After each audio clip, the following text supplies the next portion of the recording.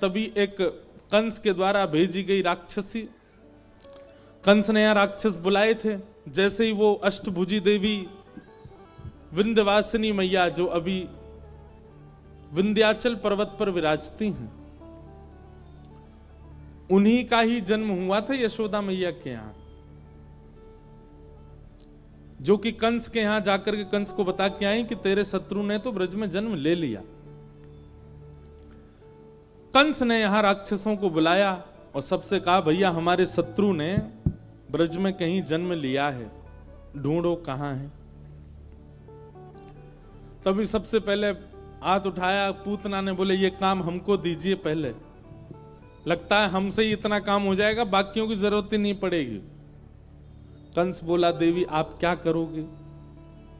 पूतना ने बताया, मैं 10 दिन के भीतर ब्रज में जितने बालक हुए हैं सबका पता निकलवा करके सबके घर जाकर के सबको मार दूंगी, उन्हीं बीच आपका शत्रु कृष्ण भी मर जाएगा। कंस बोला, मारोगी कैसे, कैसे करोगी? तब पूतना ने बताया कि मैं रूप बदल करके जाऊंगी, पयोधर में विष लगा के जाऊंगी, बालकों को खेलने की भावना से अपनी गोद में लूंगी, पयोधर का पान करा दूंगी और आपके इतने ब्रज के बालकों के मध्य आपका शत्रु भी मर जाएगा। कंस ने पहले सतर्क कर दिया था, बहुत मायावी बालक है। अच्छा, ये राक्षसों को ठाकुर जी मायावी लगते, ठाकुर जी मायावी नहीं है। ठाकुर जी तो वो हैं जिनके कारण माया परे हो जाती है। पर ऐसे ही राम जी को भी मायावी कहता था कौन? रावण, बनवासी मायावी राम। ऐसे ही कंस भी मायावी कहता है, परंतु ठाकुर जी मायावी नहीं, माया से परे हैं। माया का मतलब क्या होता है? संसार की वह व्यवस्था जिसके प्रति अति आकर्षण आपका हो जाए, उसको माया कहते हैं।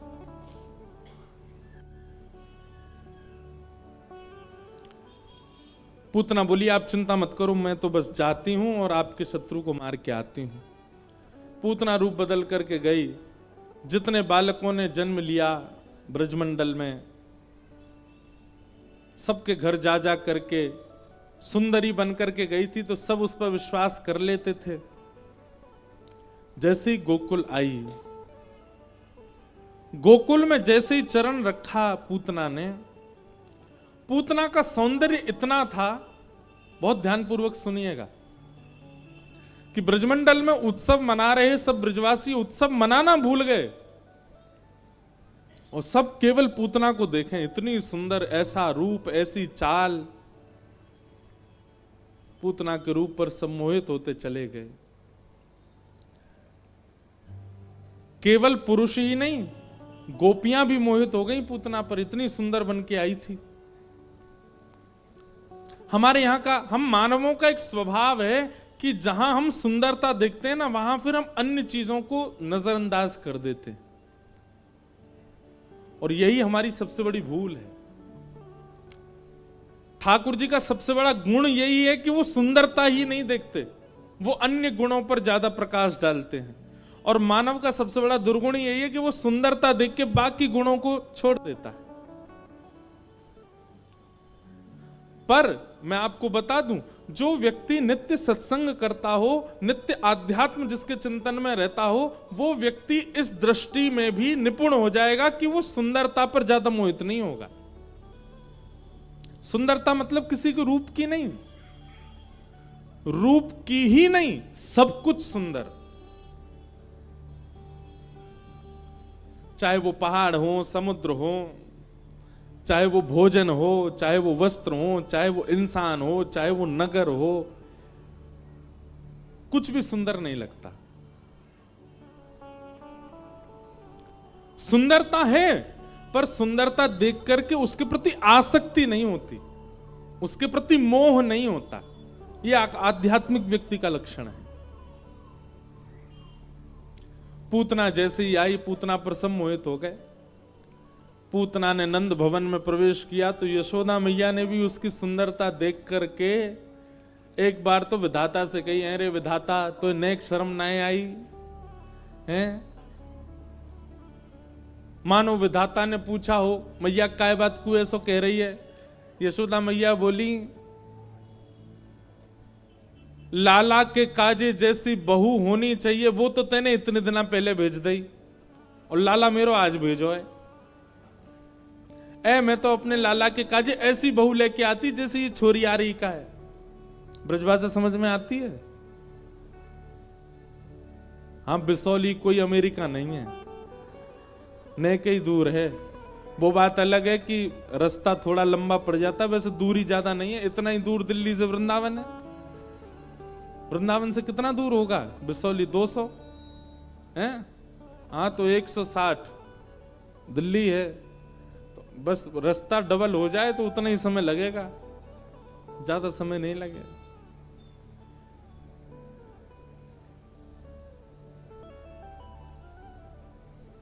मैया बोली, विधाता अब तैने एक गलती तो कर दी, जे छोरी पहले ही भेज दी दुनिया में। अब एक काम और कर दियो, या छोरी की छोरी करवाई दियो ताकि मैं अपने लाला को ब्याह कर दूं। कम से कम या जैसे गुण तो आ जाएंगे मामा। आप लोग भी धन्य हो, बताओ, पूतना की छोरी के काजे ताली बजा रहे हो हैं? पूतना की छोरी तो ब्याह कराओगे ठाकुर जी को? ठाकुर जी गोद में लेटे। अच्छा, ठाकुर जी की आयु कितनी है? 6 दिन के हैं लाल जी। 6 दिन के ठाकुर जी, और गोद में पौड़े पौड़े सोच रहे हैं, मैया रुक जा भाई, तेरी बहू के मुख दिखाऊं मैं तो है। नेक देर रुक जा, इतनी जल्दी आकर्षित मत होवे कोई के मुंह पे। मन ही मन सोच रहे हैं ठाकुर जी। 6 दिन आके पूतना आई। यशोदा मैया बोली, अरे बहन, पहली बार देखियो तुम? पूतना बोली, हाँ जी, मैं पास के गांव ते आई हूं। मुझे पता चली कि आपके लाला भयो है, तो वह लाला को आशीष देवे आई हूं। यशोदा मैया बोली, अरे आपको ही लाला है, ले आओ। और देते देते पूछ भी रही हैं, अच्छा ब्याह है गयो आपको? पूतना बोली, हाँ ब्याह तो है गयो। अच्छा, बालक बच्चे भय कि ना भय? बुरे ना है, अभी तो ना है भाई, अभी ब्याह भयो मेरो। अगर लाली है जाए तो मुझे निमंत्रण जरूर दे दियो। पूतना भी मन ही मन सोच रही है, जे का ख्वाब बना रही है। मैया के मन में तो ये भावना है कि पूतना को एक अंश भी या की लाली में आ गया तो वो कितनी सुंदर होगी। सोचो कितनी सुंदर बन के गई पूतना। यशोदा मैया सामान्य नहीं है। यशोदा मैया ठाकुर जी का पालन करने वाली एक प्रकार से आचार्या हैं। वो किसी पर मोहित हो रही हैं तो सोचो पूतना का रूप कितना सुंदर होगा। यशोदा मैया ने लाला दिए, कोई काम से यशोदा मैया चली गई बाहर, और पूतना को अवसर मिल गया। पूतना ने जैसे ही ठाकुर जी को देखा, मैं यहां एक बात कहता हूं बंधुओं, लीला एक बात है, पर इस लीला से हम कुछ सीख रहे हैं ना, वो समझिएगा। पूतना का कितना बड़ा दुर्भाग्य है कि पूतना को सबने देखा, पूतना पर सब आकृष्ट हो गए, पर जिसको आकृष्ट करना चाहिए था वो आकृष्ट नहीं हुआ। ठाकुर जी को जैसे ही पूतना ने देखा, 6 दिन के ठाकुर जी ने छोटे छोटे हाथों से ऐसे अपनी आंख बंद कर ली, पूतना को नहीं देखा। अरे ये संसार रीझ है। एक बात हमारी लिख लीजिएगा, कहीं आपके पास में लिखने की सामग्री हो तो, आज आपसे विश्व रीझ रहा है तो यह बात निश्चित है कि एक दिन यही विश्व आपकी निंदा भी करेगा।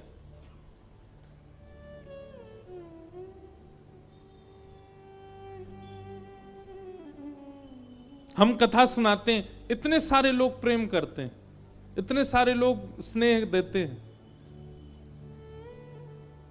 भगवान ना करे एक भूल भी अगर हमसे हो गई ना, तो जितने प्रेम करने वाले हैं यही सबसे पहले आगे आएंगे और बुरा बोलेंगे, कुछ भी कह सकते हैं। ये संसार का नियम है।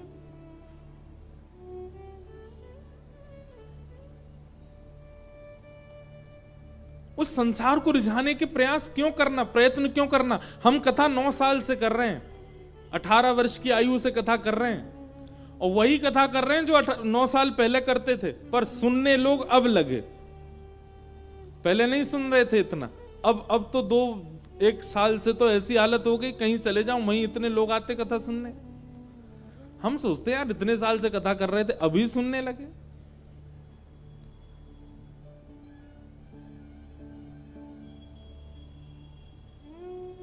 कोई प्रयास नहीं किया सबको रिझाने का, वो सामान्य कथा, और ऐसे ही करते रहेंगे जीवन भर।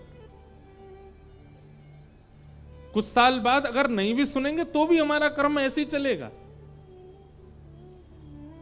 क्योंकि ये बात वास्तविक है कि अगर व्यक्ति आपसे जुड़ा है तो बिछुड़ने के लिए ही जुड़ा है। ये बात जिस दिन आप पहचान जाओगे उस दिन संसार में आप कभी दुखी नहीं रह सकते। बहुत स्नेह मिलने पर ज्यादा प्रसन्न फूलना नहीं, और अपमान हो जाने पर दुखी होना नहीं। यह संसार का एक सूत्र है, और यह केवल आध्यात्म पद से ही आप सीख सकते हो। तो संसार रीझे उसके लिए ज्यादा प्रयत्न मत कीजिए। हाँ, माता पिता को प्रसन्न रखो, भाई बंधुओं को, घर के परिवारी जनों को प्रसन्न रखो, लेकिन सब आपसे रीझ जाएं, कोई आपसे निराश ना हो, कोई आपसे दुखी ना हो, सब आपके चहेते हो जाएं। ऐसी इच्छा रखने वाले व्यक्ति को बहुत जल्दी अपमान का बोध होता है। बहुत सम्मान की इच्छा रखने वाले को ही अपमान का बोध होता है, और जिसको सम्मान की इच्छा ही नहीं होती उसका अपमान कर भी दिया जाए तो नहीं पता चलता उसको मेरा अपमान हुआ। हमारे पूज्य पिताजी महाराज के गुरुदेव अनंत श्री विभूषित श्री रामानुज प्रपन्नाचार्य गुरु जी, जिनकी स्मृति में दिसंबर में कथा हम लोग कराते हैं। एक बार वृंदावन में बहुत बड़ी धर्म सभा हुई। मैं तो केवल 6 महीने का था जब गुरुदेव भगवान प्रस्थान कर गए थे, मुझे ज्यादा उनका अनुभव नहीं। तो एक बार वृंदावन में बहुत बड़ी धर्म सभा हुई, और उस धर्म सभा में हरिद्वार, वृंदावन, अयोध्या, काशी, सब जगह से बड़े बड़े विद्वान और संतों का आगमन हुआ। और उस धर्म सभा का अध्यक्ष बनाया गया पूज्य गुरुदेव भगवान को, पूज्य गुरु जी। हजारों की तादाद में भीड़ बैठी थी, बड़े बड़े संत ऋषि, काशी, अयोध्या, और ये बात हम बता रहे हैं लगभग 35 साल पुरानी। हमने भी सुनी है पूज्य पिताजी से, पूज्य महाराज जी से, मलुक पीठ वाले महाराज जी से। मलुक पीठ वाले महाराज जी भी कुछ समय अध्ययन किए भागवत जी का पूज्य गुरु जी से। तो उस सभा में हजारों की भीड़, और मंच पर एक से एक बड़े बड़े विद्वान सब बैठे हैं।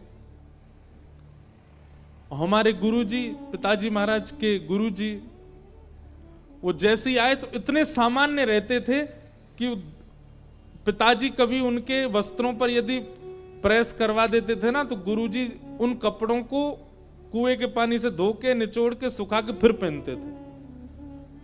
बोले हमको ज्यादा चटक मटक मत पहनाओ। हमारी माता जी कभी ज्यादा अच्छा भोजन बनाती तो रोटी और सब्जी में पानी मिला देते।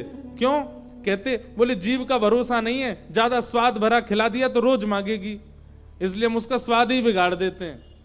रोटी को भिगो के खाते थे, और सब्जी अगर ज्यादा स्वाद लगती थी तो उसमें पानी मिला देते थे कि कहीं हमारी जीव को आदत नहीं पड़ जाए अच्छा खाने की। ऐसे महापुरुष, उन्हीं की कृपा से हम बैठे हैं व्यासपीठ पे।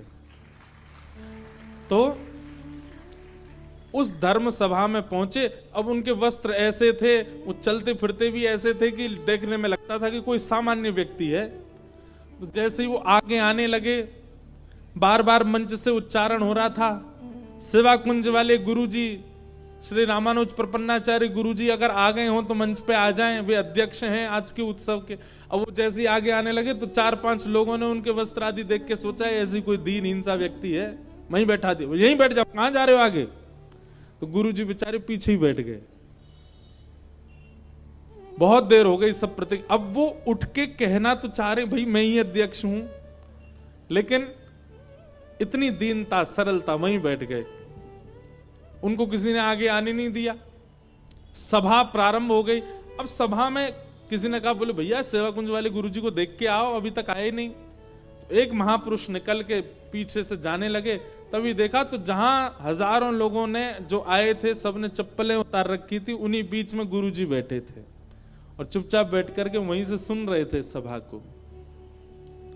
जो महापुरुष गए ना, उनके नेत्र सजल हो गए, दंडवत हो गए, बोले आपकी दीनता को प्रणाम है गुरुदेव। ये बात हम क्यों बता रहे हैं?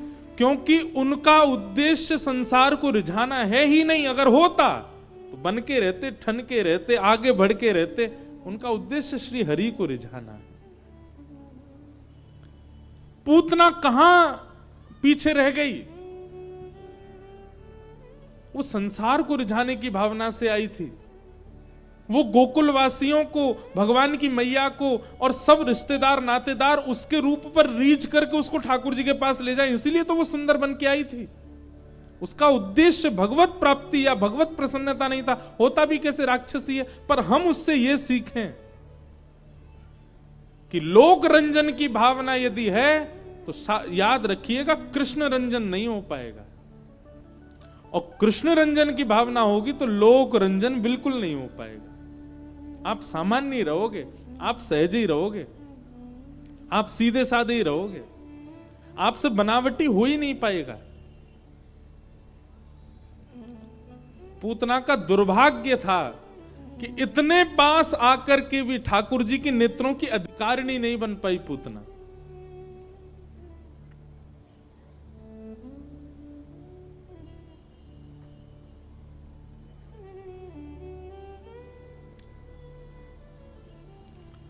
पूतना ने भगवान की ओर देखा, अपना पयोधर भगवान के मुख में दिया। भगवान ने उसके विष को पिया, दुग्ध को पिया, रस तत्वों को पिया, और पीते पीते पीते पीते ठाकुर जी ने प्राण शमम रोष समन्वितो पिबत, जैसे ही पयोधर से उसके प्राण पीने प्रारंभ किए, पूतना का सौंदर्य धूमिल होने लगा, राक्षसी वेश में परिवर्तित होने लगी। विशाल हाथ, विशाल पैर, विशाल मुखमंडल, विशाल उसका शरीर होता चला गया। सामुंच मुंचाल मित प्रभाषणी, अरे बालक छोड़, अरे बालक छोड़, चिल्लाने लगी। भगवान को पकड़ के दूर खींचने लगी, लेकिन ठाकुर जी ने तो ऐसे पकड़ रखा है कि पूतना हट ही नहीं रही है दूर। अंत तो गत्वा, भगवान ने जब पूतना के प्राण पी लिए, प्राण पी करके जब उसके प्राण निकल गए, धड़ाम से गिरी, तब ठाकुर जी ने छोड़ा। हमारे पूज्य पिताजी कहते हैं कि ठाकुर जी कह रहे हैं, मौसी जी हम तो ठिकाने लगा के ही छोड़ेंगे। कोई आ जाए हमारे बट में, चाहे भक्त आ जाए चाहे राक्षस आ जाए, जब तक दाढ़ी के ठिकानों नहीं लगा देंगे तब तक चैन ना हिले। और ठाकुर जी ने पूतना का वध कर दिया। बोलो पूतना मर्दन भगवान की। होवे सो चटक मटक सो ठाकुर, तीनों